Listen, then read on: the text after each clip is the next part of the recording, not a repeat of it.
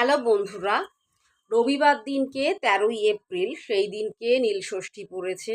আমরা এই দিনকে এই নীলষষ্ঠীর ব্রত করে থাকি, আমার মারা বিশেষ করে থাকে তারা তাদের সন্তানের মঙ্গল কামনার জন্য। ঠিক আছে?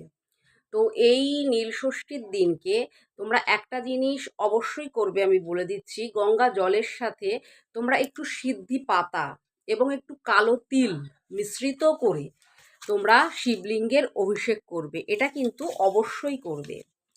আর আরেকটা আমি বলে দিচ্ছি, সেটা হচ্ছে আখের গুড়। আখের গুড়ের সাথে একসাথে ঘি মিশ্রণ করে সেইটা দিয়েও তোমরা শিবলিঙ্গের অভিষেক করবে এবং মনে মনে তোমাদের যেই ইচ্ছা, সেই ইচ্ছার কথা তুমি দেবাদিদেব মহাদেবের কাছে প্রার্থনা করবে এবং বলবে।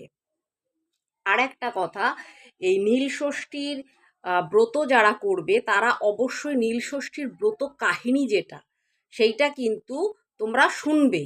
এটা অবশ্যই কিন্তু শুনবে তোমরা।